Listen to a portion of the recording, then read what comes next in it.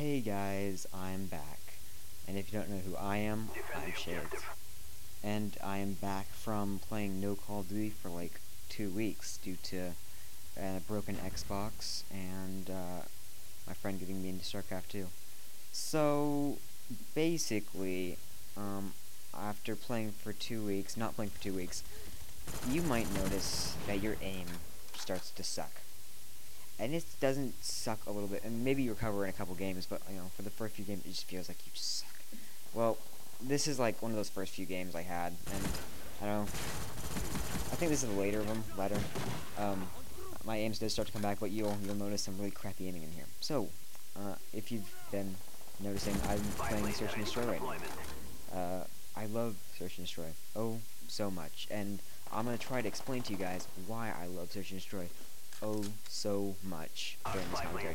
And so, but before I go into that, I'm gonna go ahead and say kill streaks and setup. I think I'm using basic FAMAS setup for me. Flak jacket, sleight of hand ninja. Don't have to explain that every time. But my kill streak setup is spy plane, counter spy plane, and Blackbird, which are in my opinion the greatest setup for that kind of stuff. For Search and Destroy, for players of my skill level, because once you hit that UAV, you can get that counter UAV. That counter UAV is freaking amazing. To have the enemy not be able to see where you are, even if you're shooting, is great. I mean, if they have headsets, of course they're gonna be kind of knowing where you're gonna come from, but that's not the point. The point is that counter UAV is pretty dang sweet, but not as good as Blackbird or UAV. Anyway, so, yeah, I'm using the FAMAS, good old FAMAS, right, I think I covered that already. So, why do I love Search so much? Search and Destroy, to me, is like a chess game. Each team makes their little move, and in the end, the player who wins, or the team who wins, is the team who is positioned correctly, and who could, frick, what's the word? Oh my god. I just blanked out. Crap. You know what? Let's go with it. Players who can, oh, that's it. Predict. Who can predict where the enemy's gonna come in. If you know the maps, and maybe you don't have the best gun skill, maybe not that accurate. You may have 15% hit rate, whatever. As long as you know the map, then you can basically have the first shots on that guy before he can shoot you. Because if you know the map, you can, you learn the routes, and once you learn the routes, you can make predictions about the routes people are gonna run.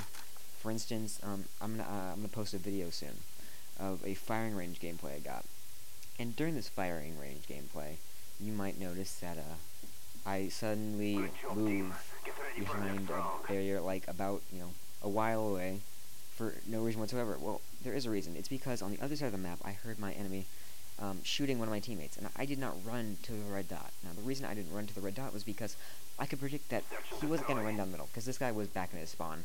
I predicted he wasn't going to run down the middle. He wasn't going to run to the left. Sometimes I don't understand why I think this stuff, but usually I'm correct. And I was correct. I hid behind the little barrier that you can go behind when you watch the under the shed in firing range. And he came right into my sights, and I blew his face off.